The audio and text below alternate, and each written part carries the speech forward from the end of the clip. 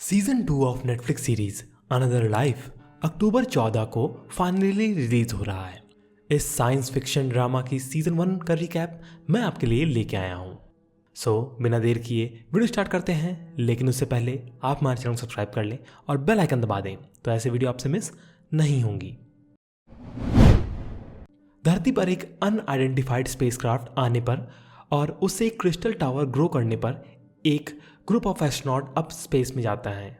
उस टावर से सिग्नल निकलकर एक स्टार पाई कैनिस मेजोरिस को भेजना जा रहा था, जहां अब निको और ग्रुप जाने वाले थे। फास्ट फॉरवर्ड होते हुए एक महीना बीत जाता है और निको जो सोमा में थी उसे एक नेविगेशनल एरर के कारण उठा दिया जाता है। पाई कैनिस मेजोरिस के रूट में एक अननोन डार्क मैटर क्लाउड आ जाता है जिसे वो डायरेक्टली नहीं पास कर सकते। सीरियस ए को यूज़ करते हुए उस डार्क मैटर क्राउड के अराउंड स्लिंग शॉट करने की कोशिश करते हैं, लेकिन प्लान फेल कर जाता है।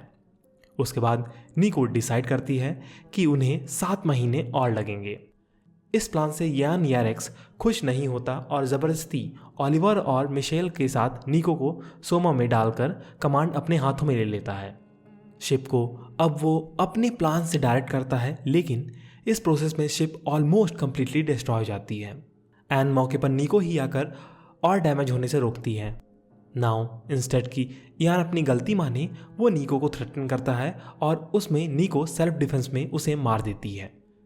शिप डैमेज होने पर वो अर्थ के साथ सारे फॉर्म ऑफ कम्युनिकेशन खो देते हैं और ऑक्सीजन लेवल्स को बढ़ने के लिए ग्रुप एक प्लैनेट पर रुकता है ताकि माइन करके वो ऑक्सीजन और हाइड्रोजन गेन कर सकें।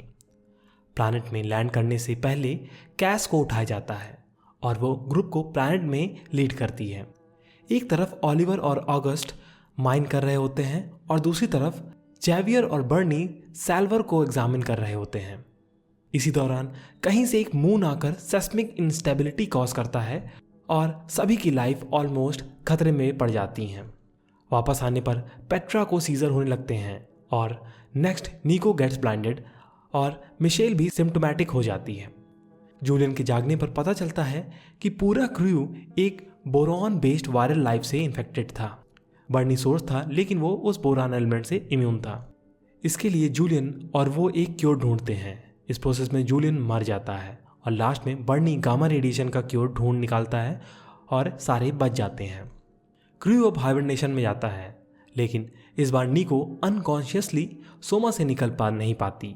Alternate version of her past उसके ड्रीम में आते रहते हैं, जिसके लिए विलियम्स खुद को उसकी ड्रीम में इंसर्ट करता है। विलियम्स ही उसे उसकी गिल्ड से बाहर निकालता है और जियान उसे वापस कॉन्शियसनेस में ले आता है। इसी दौरान ग्रुप रियलाइज करता है कि उनकी फूड सप्लाईज लिमिटेड है और कैस एक मून पर स्टॉप करता है। इस मून पर विलियम्स वही सिग्नल ट्रेस करता है जो अर्थ पर स्ट्रक्चर इमिट कर रहा होता है और वो एक सेम स्ट्रक्चर उसी मून पर भी देखता है।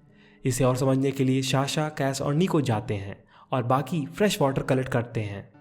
यहीं पर एक वियर्ड लाइफ फॉर्म शाशा के ब्रेन में घुस जाता है, जिससे अब वो हेलुसिनेट करने लगती है। सारे सैल्वर लौट आते हैं, पर ये नहीं नोटिस करते कि वो साथ में एक स्पेस बग लेते हैं, जो लेटर बहुत सारी इश्यूज क्रिएट करता है। The main beings Williams disappearance.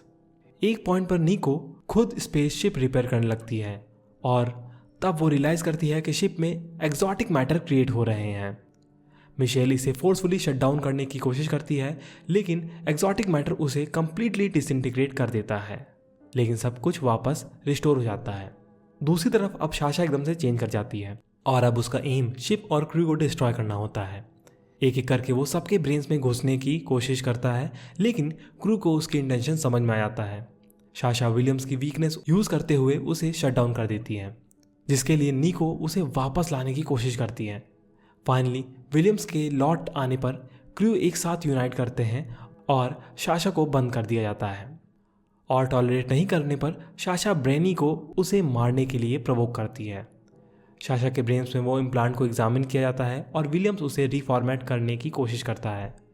Unknowingly वो एक फॉर्म क्रिएट करता है जो उसे मदर कहती है। दूसरी ओर एरिक अर्थ पर उस क्रिस्टल टावर के साथ कुछ प्रोग्रेस करते हुए रेस्ट्रिक्टेड कम्युनिकेशन फॉर्म करता है। म्यूजिक रिदम्स में एक छुपी हुई पजल्स को सॉल्व करने के लिए वो हार्पर की मदद लेते हैं।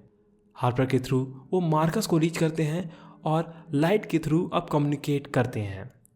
आर्टिफैक्ट के अंदर एरिक एक फील्ड कम्युनिकेशन के बाद साशा के फादर उसे ट्राई करते हैं, लेकिन जैसे ही वो अंदर जा पाते हैं एक साउंड ब्लास्ट होता है। इससे याना इंजर्ड हो जाती है और रेडिएशन होने पर उसे एक्यूट ल्यूकेमिया भी हो जाता है। क्रू जैकेट प्लैनेट में लैंड करता है और उन्हें पता चलता है कि द अचिया फ्रेंडली एकदम नहीं है। लेटर उनके सामने ही अचिया उस प्लैनेट को डिस्ट्रॉय कर देती है। ये देखने पर ग्रुप का एक ही मिशन होता है कि वो अर्थ लौटकर सबको वार्न कर दें। अब क्या अर्थ और अचिया के बीच वॉर होगी, ये तो सीज़न 2 में पता चलेगा। सो आपकी क्या राय है, आप हमें कमेंट सेक्शन में जरूर बताएं। और अगर वीडियो पसंद आया हो तो इसे लाइक करें और चैनल सपोर्ट के लिए सब्सक्राइब बटन और बेल आइकन दबाना ना भूलें। धन्यवाद।